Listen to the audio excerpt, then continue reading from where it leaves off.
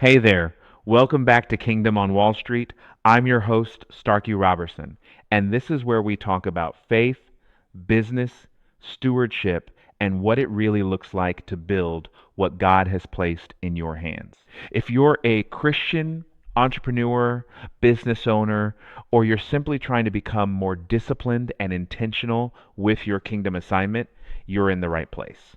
Before we get into today's conversation, take a second to like this video and subscribe to the channel. We're bringing you valuable new content throughout the week as we build an ongoing conversation around kingdom business, entrepreneurship, stewardship, and purpose. Subscribing to this channel is by far the easiest way to stay connected. And grab a pen and paper because today I want to talk about something I think a lot of entrepreneurs struggle with: trying to build too much alone. Now, let's get into it. Entrepreneurs are builders. We see a problem, and our instinct is often, I'll figure it out. We need marketing, I'll learn marketing. We need a website, I'll build one. We need bookkeeping, I'll figure that out too. We need sales, give me the phone. Operations, I'll handle it.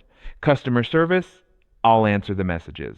At the beginning, some of that may be necessary, but eventually, independence can become isolation. And there's a difference. Being capable is good, being resourceful is good, but believing you must personally carry every part of the assignment can eventually limit the very thing you're trying to build. So today, I want to give you 5 reasons I think we build too much alone. Number one, we confuse ownership with doing everything ourselves. This is one of the biggest mindset problems entrepreneurs face. You started the business. You're responsible for the business. Therefore, you assume you have to personally do everything in the business. But ownership and execution are not the same thing.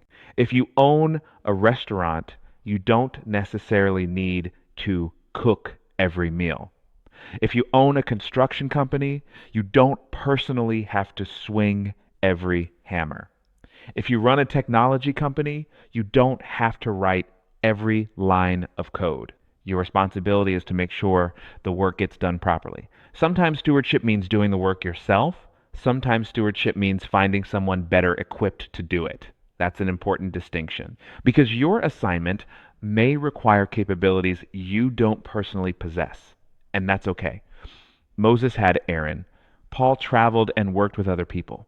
The early church itself was organized around people carrying different responsibilities. Scripture repeatedly shows us people working through communities, teams, and relationships. So, why would we assume that every business assignment must be carried by one person?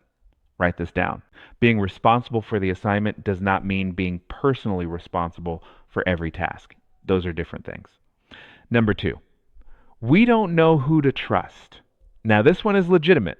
Some entrepreneurs tried collaboration and got burned. You hired somebody who didn't deliver. You entered a partnership that became a disaster. You trusted someone who wasn't honest. You referred a customer to somebody and they made you look bad. After enough experiences like that, you start saying, I'll just do it myself. I understand the instinct.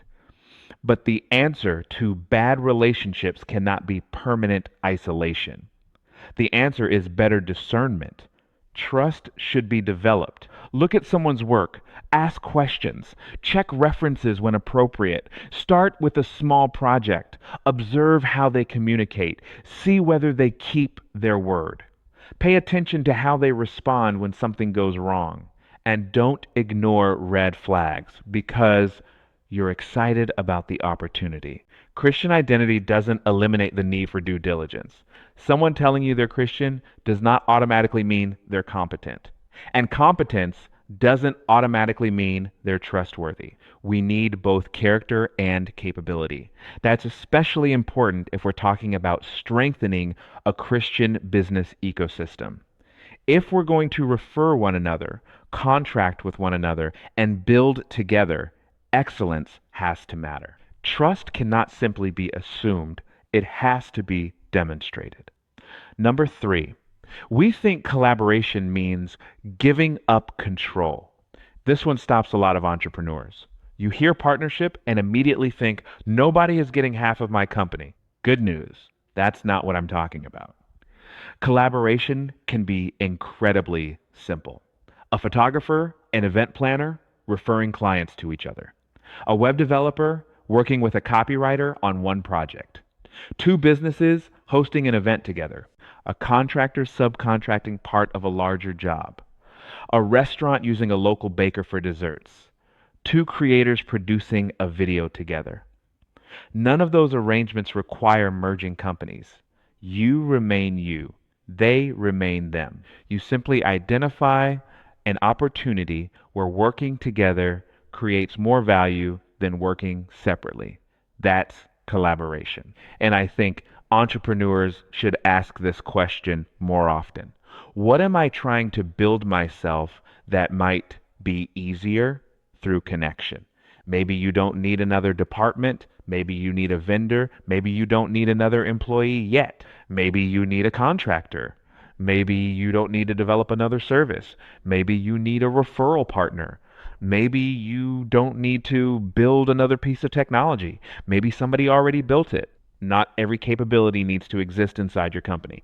That mindset can save you time, money, and distraction. Number four, pride makes asking for help uncomfortable. We need to talk about this one. Sometimes the problem isn't resources, it's ego. We want to appear like we have everything under control. We don't want people to know we're struggling with something. We don't want to admit, I don't know how to do this. I need help. Can you show me? Do you know somebody? What would you do? Those can be powerful questions. There is no prize for learning everything the hard way. If somebody has already solved a problem you're facing, ask them what they learned. If someone understands an industry you're entering, talk to them. If somebody has expertise you don't possess, respect it. You can be highly capable and still need other people. In fact, the larger the assignment becomes, the more likely that becomes. Think about any major organization. One person doesn't know everything. There are specialists, departments, advisors, vendors, managers, partners. The organization becomes capable because multiple forms of expertise work together. So don't let pride turn independence into a bottleneck. You don't have to prove you're capable of doing everything. You need to become capable of stewarding what you've been given. Those aren't the same objective. Number five, we're disconnected from people who could help. This is where the previous 4 points come together. You may be willing to collaborate. You may understand that you don't need to do everything. You may be willing to ask for help, but there's still a practical problem. Who do you call? Who knows how to do what you need? Who can you trust? Who has the expertise? Who owns the company? Who is looking for a partnership? Who has capacity? Who needs what you provide? This is why connectivity matters so much. A disconnected economy forces people to repeatedly start from zero. Every time you need something, you begin another search. Every time you have an opportunity, you have to figure out who might be qualified. Every time you need advice, you wonder who understands the problem. But networks create memory. You begin to know she does that. He knows that industry. That company provides that service. That person is looking for work. Those two businesses should meet. That organization needs what this entrepreneur provides. That's when connectivity becomes infrastructure. And this is one of the ideas behind Ellen Tren. We're building Ellen Tren to help Christians, Christian-owned businesses, churches, and other applicable organizations become more discoverable to one another. Because connection has to start somewhere. If I don't know you exist, I can't refer you. I can't consider your company. I can't explore a partnership. I can't contact you about an opportunity. I can't learn from your experience. So if you're part of the Christian community, I want you to get registered. It's free. Christian business owners can list their businesses for free. Churches can establish their presence for free. Other applicable organizations can establish their presence as well. Go to ellentren.com. That's ELENTREN.com. The link is also in the description. And understand why I'm encouraging you to register now. Ellen Tren is new. We're building the network. The goal isn't to pretend there's already some massive community waiting behind the login screen. The goal is to build that community. And that requires people to raise their hands and say, I'm here. This is what I do. This is what I'm building. This is how I can serve. That's where connectivity starts. Now, before we finish, I want you to do a quick exercise. Take your business or assignment and divide a sheet of paper into 3 categories. The first category is what I should do. These are responsibilities where your involvement is genuinely important. The second category is what someone else could do better. Be honest. What are you currently doing simply because you've always done it? And the third category is what could be accomplished through partnership. That's the interesting one. What are you trying to build, buy, learn, or accomplish that might become easier if you knew the right person? Look at those 3 categories. You may discover that your problem isn't that the assignment is too large. The problem may be that you're trying to carry something by yourself that was never designed to be carried alone. And I want to add one important qualification. Collaboration doesn't replace dependence on God. People aren't the source. God is. But God has always worked through people. A person may make the introduction. A person may possess the skill. A person may open the door. A person may provide the information. A person may become the employee, customer, mentor, contractor, or partner. So we shouldn't worship connections. But we also shouldn't ignore the possibility that an answer to something we've been praying about may involve somebody God has already positioned. That's why relationships require stewardship too.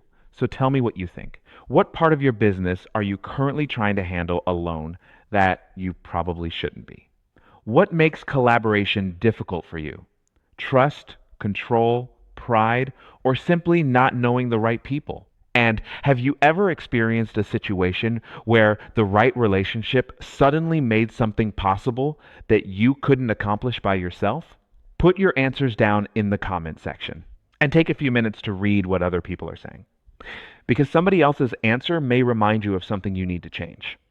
And maybe, just maybe, somebody in that comment section is someone you need to know. Building independently and building alone are not the same thing. You can protect your vision, maintain your standards, preserve your responsibility, and still recognize that other people may have a role in what you're building. Faith is the foundation. Business is the work. People are the purpose. And sometimes good stewardship means knowing when the assignment requires more hands than your own. Thank you for watching, and I'll see you next time.